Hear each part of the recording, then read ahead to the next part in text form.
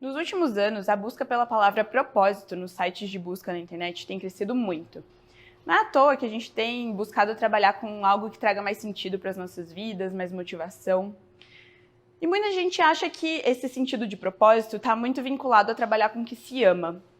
Mas será que trabalhar com o que se ama realmente traz essa motivação a mais? Como boa ariana que sou, eu sempre gostei de ser o centro das atenções. Então, desde que eu tinha meus 7 anos e 1,5 metro de franja, eu já falava que queria ser presidente. Eu achava que nesse cargo eu poderia mandar nas pessoas e fazer com que elas parassem de fazer coisas que aos meus olhos eram erradas. Essa história que muita gente que me conhece já sabe, mas hoje eu vim contar pra vocês uma história que pouca gente sabe. Eu nasci numa cidade pequena no interior de Minas Gerais, num ambiente familiar completamente disfuncional.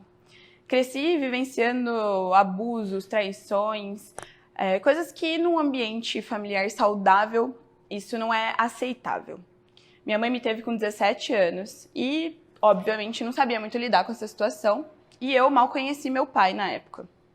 Fui conhecer bem mais velha. Desde pequena que eu não me sentia muito amada nem acolhida pela minha mãe, porque ela não sabia como lidar com uma criança tão novinha, e nem muito aceita pelo meu pai, que era uma figura ausente.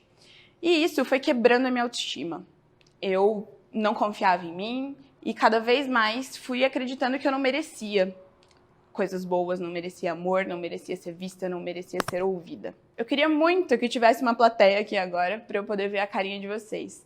Mas para pensar um pouquinho quantas vezes a sua falta de autoestima ou falta de autoconfiança te impediu de dar um passo mais ousado na sua vida e de chegar mais longe. Isso não foi diferente comigo. Tenho milhões de histórias de autossabotagens, de um período de depressão e uma série de entraves que eu fui encontrando na minha vida por conta dessa baixa autoestima. Foi uma série de problemas profissionais, emocionais, financeiros que acabaram se desencadeando dessa falta de senso de valor. Mas, apesar de uma história difícil, foi também essa história que me fez construir algo muito maior do que eu jamais imaginaria. Eu não sei se é o meu mapa astral com ascendente em emotiva demais, ou Marte controladora pra caramba, mas eu nasci com esse senso de justiça, de querer mudar aquilo que eu não concordava. Mas foi uma história específica, lá em 2014, que me fez criar o maior projeto da minha vida em 2016. Naquela época eu era voluntária de uma ONG que chama Teto, que constrói casas de emergência para pessoas em situação de vulnerabilidade social. E a gente passava os finais de semana dentro dessa comunidade entrevistando as famílias para poder definir quais as famílias que receberiam essas casas que a gente construiria. Foi numa dessas casas que eu conheci a Maria. Ela tinha um semblante bem cansado e se não fosse pela entrevista eu diria que ela tinha uns 52 anos, mas ela tinha 34. Ela tinha 4 filhos e a menorzinha tinha uns 3 anos e ficava perambulando pela casa e pedia comida. Naquele dia a Maria tinha cozinhado um macarrão numa água meio turva, que eu suponho que seja alho e óleo, e ela não ia dar comida para a filhinha pequenininha naquele dia, porque a menina já teria uma refeição na creche mais tarde. E aquilo mexeu muito comigo. Naquela época eu estava bem imersa no mundo da alimentação saudável e eu sabia a importância de uma alimentação adequada para o correto desenvolvimento dessa criança. E aquilo fez minha cabeça explodir. O quanto a desigualdade era muito mais enraizada do que eu imaginava. Minha mãe já tinha tido restaurante e eu sabia quanto desperdício acontecia nos bastidores, tanto pelo preparo quanto pelo pós-consumo. Para mim era uma questão muito óbvia, era logística pura. Só pegar a comida que estava sobrando de um lugar e levar para onde estava faltando. Foi assim que eu fundei o Good Truck, lá em 2016. Eu escolhi uma data aleatória e falei, esse projeto vai acontecer do jeito que ele tiver que acontecer. Foi então que eu comecei a contar sobre o projeto e me conectar com pessoas que tinham o mesmo incômodo e a mesma vontade de fazer acontecer que eu. Lógico que não foi tão fácil assim, e a gente encontrou vários entraves no meio do caminho.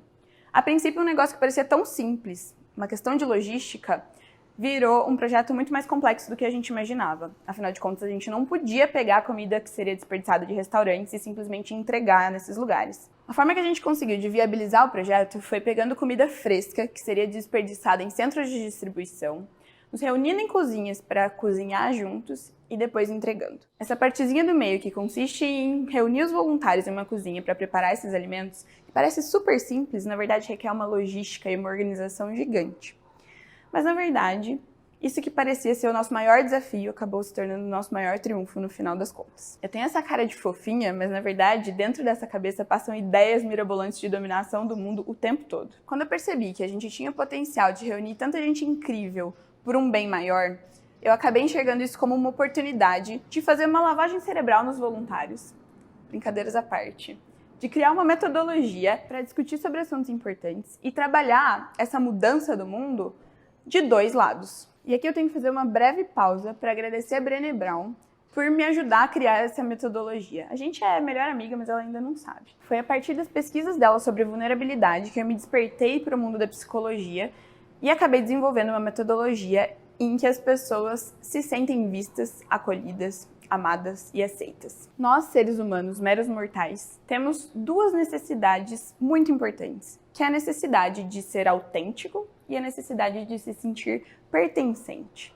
Mas quando elas são confrontadas, a necessidade de se sentir pertencente sempre ganha. E é por isso que muitas vezes a gente tenta se adequar ao ambiente em que a gente vive. E é aí que mora o perigo. Porque quando a gente não se sente livre o suficiente para ser autêntico, a gente vai fazer escolhas para se sentir pertencente. E essas escolhas podem ser escolhas não tão boas assim, como agressão, como roubo, como consumo exagerado. E é por isso que autoconhecimento, empatia e sustentabilidade estão tão vinculados. O Good Truck lá de 2016, que parecia uma ideia maluca de uma menina mais maluca ainda, hoje reúne milhares de pessoas no Brasil inteiro para falar sobre empatia e consumo consciente. A gente tem dinâmicas que fazem as pessoas se abrirem umas para as outras, ainda que elas não se conheçam, e reconhecer o que tem de vulnerável em você, tem em mim também, e tem nos outros. Nós ajudamos empresas a construir e melhorar suas culturas organizacionais e mostramos para as pessoas que elas têm desafios e potencialidades iguais às pessoas que elas mal conhecem. De quebra, a gente ainda garante que pessoas em situação de vulnerabilidade social tenham uma alimentação adequada, cheia de nutrientes, mais saudável e tenham um desenvolvimento fisiológico um pouco melhor. E evita que alimentos bons sejam desperdiçados. E a parte mais mágica disso tudo é estourar bolhas e colocar pessoas como eu e você de frente com pessoas que vivem num contexto completamente diferentes e mostrar que a gente é, sim, em essência, iguais. O que ninguém sabe é que não foi só a Gabi que queria ser presidente e tinha esse senso de justiça que fundou esse projeto.